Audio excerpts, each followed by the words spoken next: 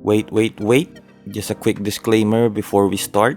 I didn't do this video to critique or para mambash. Lahat na maririnig nyo dito is based on my opinion and my own personal preference. So enjoy watching and let's do this! Alright, so para sa ating first episode of Clash of Class, we have these two beautiful figure, the Master Lies and the Layerscape. First of all, parehong napakaganda nito, napaka-flawless. Kung bumili man kayo nito, sulit na sulit. And again, this is just a comparison video. Let's start with the Master Lies.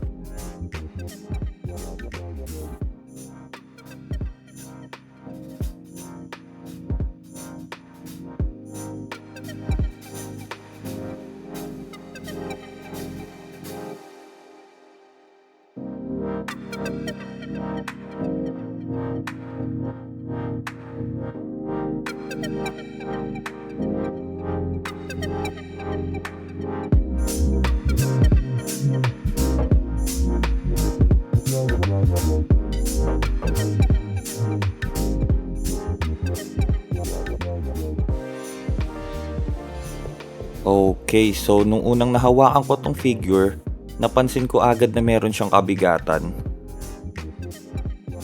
And yung paa niya medyo madumi since nabili natin to ng back in box.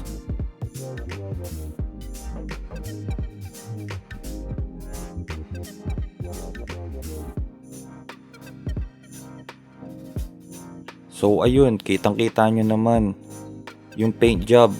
Flawless, napakaganda ng details ng mukha. All in all, solid figure.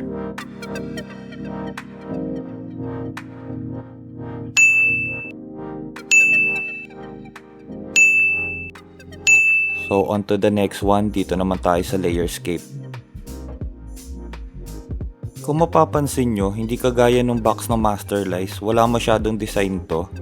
Which is tingin ko ayun ang plano nila dahil yung harap niya is see-through, kita mo agad kung ano yung figure dun sa loob.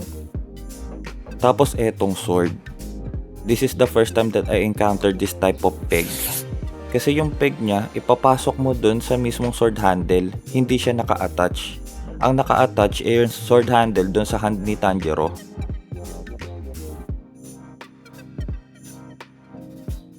Then ito yung parang backdrop niya na nagsisilbi din yung foot stand or foot support.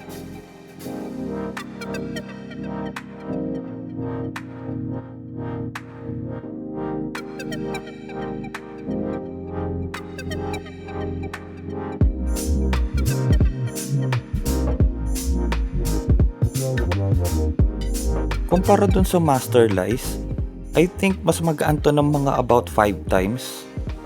Kasi may kabigatan talaga yung Master Lies eh. Pero kung sa detail, sa paint job, hindi rin naman to papahuli. Pero doble ingat ka nga lang dito kasi parang napaka-fragile nung foot support niya.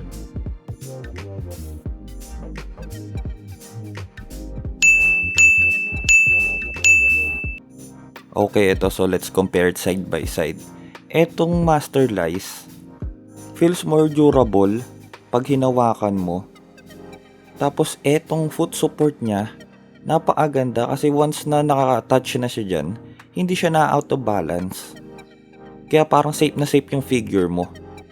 And this one, I'm not so sure kung dahil lang ba binili ko siya ng back in box o talagang ganyan siya nang lumabas siya ng factory. Pero yung faded na pants ni Tanjiro suits him very well. Then this Layerscape, kita mo yung details, creases, yung folds sa damit, napaka-solid. Makikita mong pinaglaanan ng panahon to. Tapos etong backdrop niya na also serves as a foot support or base. Kung sino man nag-isip nito, napakagaling. Isipin mo, nagkaroon ka na ng foot support, parang meron ka pang scenario or may background ka pa para dun sa mismong figure mo.